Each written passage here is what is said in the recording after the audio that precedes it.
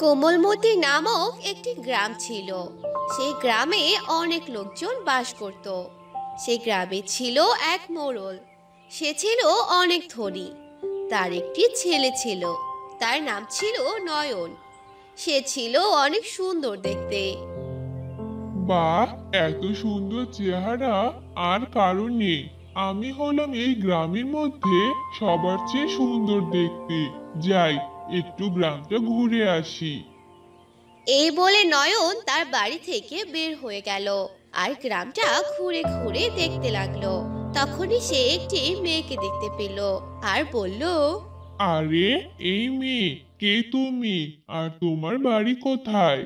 আমার বাসা তো এই গ্রামেই, কিন্তু আপনি কে? আপনাকে তো চিনলাম না। এ কি বলছো তুমি? তুমি আমাকে চিনতে পারছো না? আমি হলাম এই গ্রামের মধ্যে এমন একজন ব্যক্তি যে সবার থেকে সুন্দর। তোমার মতো আমি দেখতে কালো নই, বুঝলে? কিন্তু আমার কাছে আপনি কোনো সুন্দর পুরুষ নন। যার মন মানসিকতা এরকম সে কখনোই সুন্দর হতে পারে না। তুমি দেখতে কালো আর তোমার মন মানসিকতা কালো, তাই তুমি এভাবে বলছো। আর তোমার সাথে আমার কথা বলাটাই ভুল হয়েছে। হ্যাঁ, সেটাই তো, চলে যান এখান থেকে। আজ তোমাকে ক্ষমা করে দিয়েছি, দ্বিতীয়বার এমন হলে তোমাকে ছাড়বো না। এরপর নয়ন সেখান থেকে চলে গেল। এভাবেই অনেক দিন চলে গেল।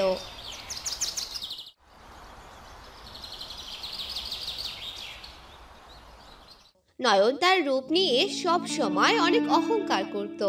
একদিন সকালবেলা নয়ন ঘুম থেকে উঠে পড়ে আর তখন তাদের বাড়ির চাকরানী তার ঘরে যায় আর বলে, ভাইজান, ও ভাইজান, আপনারে মালকিন খেতে ডাকে, তাড়াতাড়ি আয়েন। ইস রে, কি হলো এটা? কেন ভাইজান, কি হয়েছে? কোনো সর্বনাশ হলো নাকি আবার? সর্বনাশ মানে? অনেক বড় সর্বনাশ হয়েছে। এই সকালবেলাতে প্রথমেই তোর মুখটা দেখতে হলো আমার। যা, এখান থেকে চলে যা বলছি। তখন সে চাকরানী মন খারাপ করে চলে গেল। এভাবে নয়ন অনেকেই অপমান করত। এতে করে সবাই অনেক কষ্ট পেত। একদিন রাস্তায় সেই মেয়েটিকে নয়ন দেখতে পেল আর মনে মনে বলল, ভালোই হলো, আজ এই মেয়েটার দেখা পেলাম। সেদিন তো আমাকে যা তা বলেছিল। আজ একে এমন অপমান করব যেন ভুলেও আমার সাথে লড়তে না আসে। এসব বলে নয়ন সে মেয়েটির কাছে যায় আর বলে, কি রে, কালো কুৎসিত মেয়ে, এই চেহারা নিয়ে কোথায় যাওয়া হচ্ছে শুনি? বাড়িতে কি এই চেহারা নিয়ে থাকতে পারো না নাকি যে বাহিরে ঘোরা হচ্ছে? নয়ন এভাবে সেই মেয়েটাকে অনেক কিছু বলতে থাকে আর অপমান করতে থাকে। মেয়েটি অনেক কষ্ট পায় আর কান্না করতে করতে চলে যায়। বাহ, এবার হলো মজা। সেই রকমের একটা শিক্ষা দিলাম। অন্যদিকে রূপালী মেয়েটির দৌড় দিতে গিয়ে একটা গাড়ির সাথে ধাক্কা খায় আর মারা যায় আর মরে গিয়ে শাকচুন্নি হয়ে যায়। আর একটা গাছের ডালে শাকচুন্নি থাকতে শুরু করে। ছাড়বো না, ছাড়বো না আমি ওকে, ওর জন্য আমার মৃত্যু হয়েছে। এভাবেই অনেক দিন চলে যায়।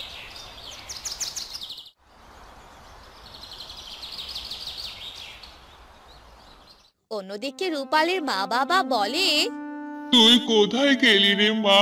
তোকে এত করে খুঁজলাম কিন্তু কোথাও পেলাম না। তাড়াতাড়ি বাড়িতে চলে আয় মা। এসব বলে রূপালীর বাবা কান্না করতে থাকে, কিন্তু রূপালী আর কখনো ফিরে আসে না। এভাবেই অনেক দিন চলে যায় আর নয়নের বিয়ের বয়স হয়ে যায়। তখন নয়নের মা নয়নকে বলে, কি ব্যাপার বাবা, এবার তো তোকে বিয়ে দিতেই হবে। তোর জন্য এখন থেকে ভালো দেখে পাত্রী খুঁজতে হবে। হ্যাঁ মা, তবে আমার অনেক সুন্দরী মেয়ে চাই। আচ্ছা আচ্ছা, ঠিক আছে, তাই হবে।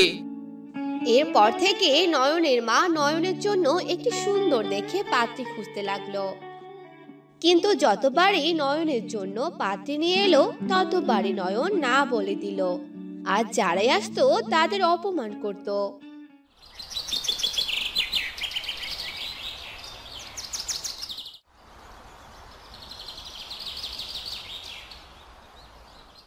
একদিন নয়ন তার মাকে বলল, এসব কি পাত্রে নিয়ে আসো মা? আমার একদম পছন্দ হয় না।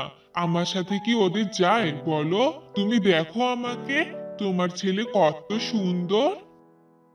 এ কথা বলে নয়ন বাসা থেকে বের হলো আর সে রাস্তায় চলে গেল। তখন সেই শাকচুন্নি নয়নকে দেখতে পেল। আরে ওই তো আমার শত্রু, পেয়ে গেছি, এবার দেখ আমার খেলা। এই বলে শাকচুন্নি একটা সুন্দর রূপসী মেয়ের রূপ নেয় আর সেই গাছের নিচে বসে পড়ে। আর নয়ন তখন সেই গাছের কাছে আসে আর বলে, আরে বাহ, এত সুন্দর মেয়ে! এই মেয়েকে তো আমি আগে কখনো দেখিনি। আরে এই মেয়ে, কে তুমি? তোমার বাসা কোথায়? আমার বাসা তো সামনেই। তাহলে তুমি এখানে বসে আছো কেন? আমার এই জায়গাটা অনেক ভালো লাগে, তাই এখানে বসে আছি। ও তাই তো তাই তো, এই জায়গাটা আসলে অনেক সুন্দর। আমিও মাঝে মাঝে এখানে আসি। চলো দুজনে মিলে গল্প করি। তারপর তারা দুজন মিলে গল্প করতে লাগলো। তখন সেই শাকচুন্নিটি মনে মনে ভাবলো, না, একে আজকেই শেষ করে দিতে হবে, না হলে আমার আত্মা শান্তি পাবে না। এখন আমি বাড়িতে চলে যাব।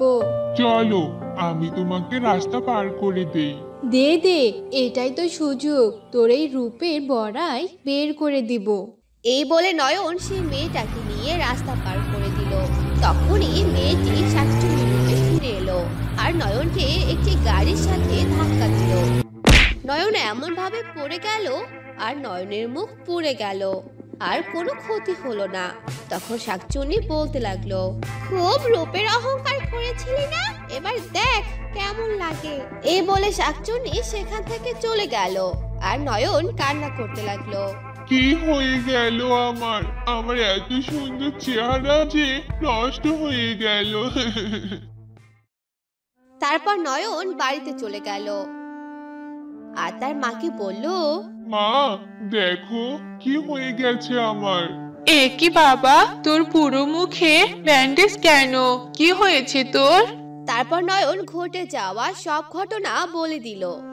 এসব বলে নয়ন তার ভুল বুঝতে পারে আর অনেক আফসোস করতে থাকে।